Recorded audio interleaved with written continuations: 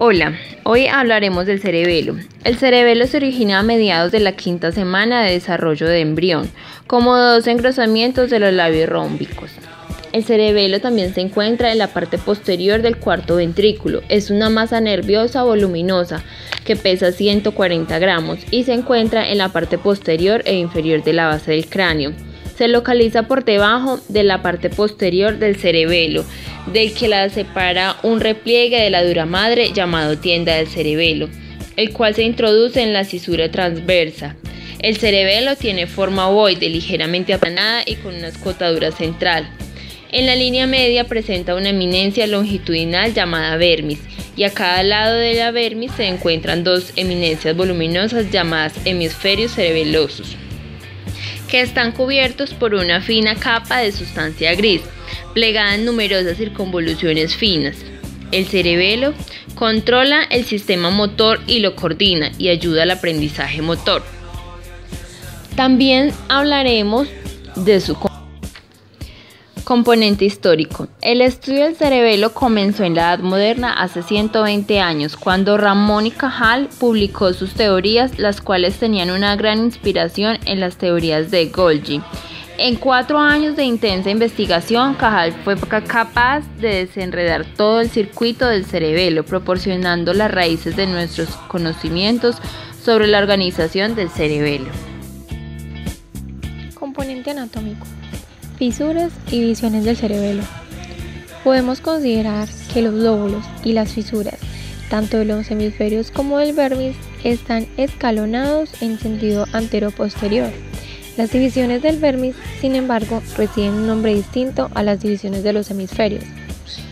En la siguiente numeración damos en primer lugar el nombre de la división del vermis y en segundo lugar el de las prolongaciones correspondientes a los hemisferios.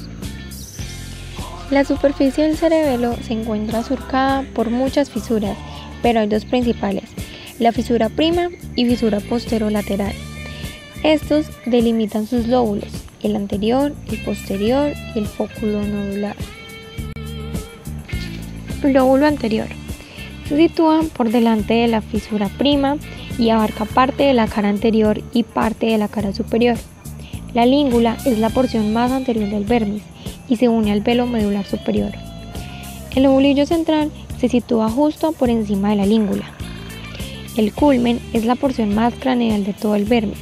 La fisura que lo separa del lobulillo central es la apocentral. Lóbulo posterior. Está entre las fisuras prima y posterolateral. Abarca la parte de la cara superior y parte de la cara inferior. El declive desciende desde el culmen hacia atrás. Folium es una estrecha lámina de unión entre los lobulillos semilunares superiores. Tuber se asocia lateralmente a los lobulillos semilunares inferiores y a los lobulillos graciales, justo debajo de la fisura horizontal que los separa del folium. Pirámide del vermis. Se sitúa por delante del tuber. Úvula. Se encuentra entre las dos amígdalas cerebelosas, justo por encima de las pirámides. Lóbulo floculonodular. Está formado por el nódulo. El nódulo es la última parte del vermis y la parte inferior del vermis. Anatomía microscópica del cerebelo. Se distinguen en la corteza cerebelosa 3 capas bien definidas: capa molecular, la más superficial, capa de las células Purkinje y capa granular que colinda con la sustancia blanca de la laminilla. La capa granular es la capa más profunda de la corteza cerebelosa y limita en su zona interna con la sustancia blanca. Debe su nombre a que en ella predominan un tipo de pequeñas neuronas intrínsecas denominadas granos o células granulares del cerebelo.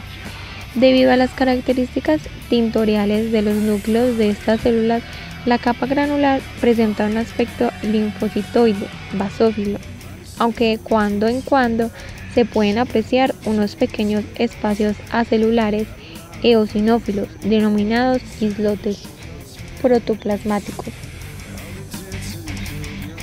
La capa de las células de Purkinje está constituida por los somas de las células de Purkinje, que se disponen en una formando una lámina monocelular.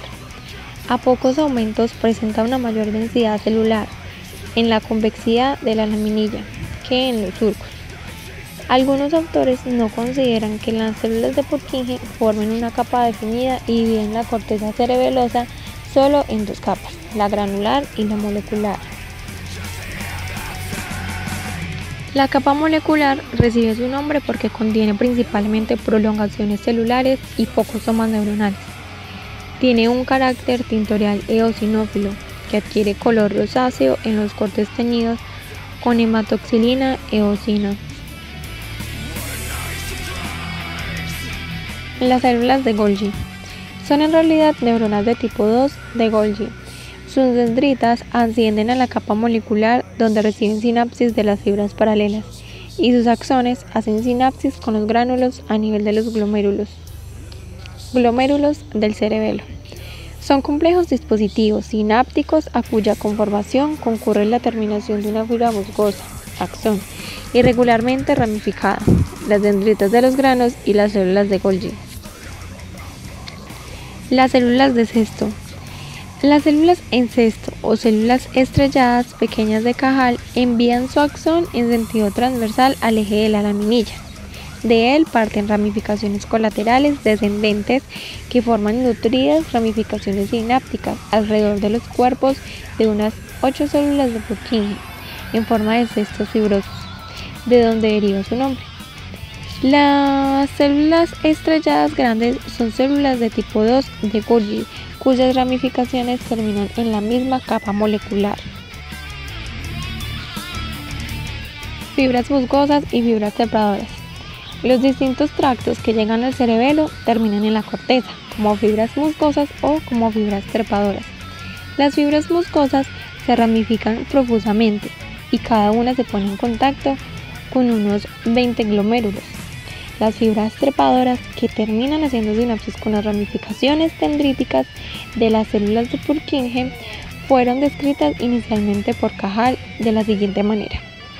Son unas fibras espesas, meduladas, poco o nada ramificadas en su paso por los granos, las cuales, una vez arribadas a la zona molecular, se aplican al tallo ascendente de las células de Purkinje, remontando por él como las lianas a lo largo de las ramas de un árbol tropical. A lo largo de su recorrido, presentan numerosas sinapsis con las espinas laterales de las dendritas de las células de Purkinje. Se ha reconocido que una célula de Purkinje recibe sinapsis de una sola fibra trepadora. Correlaciones funcionales. Síndrome flocculonodular.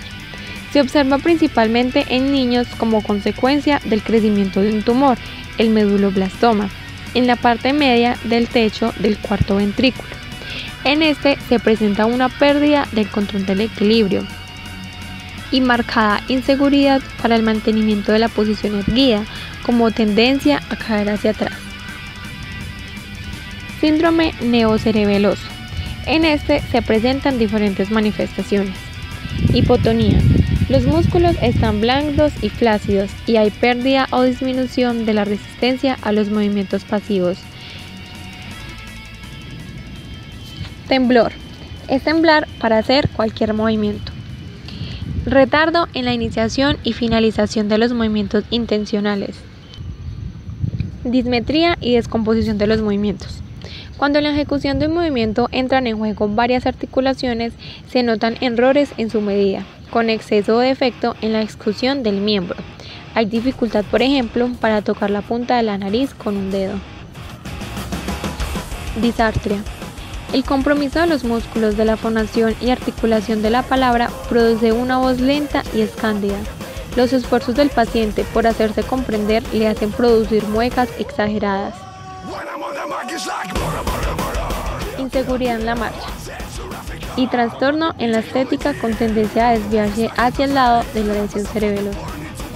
Síndrome del lóbulo anterior o del paleocerebelo. La destrucción del lóbulo anterior en especies subprimates produce cambios notorios en la estática con rigidez de los músculos extensores, opistótonos, marcha atáxica y temblor. Bueno, esto ha sido todo por hoy. Gracias.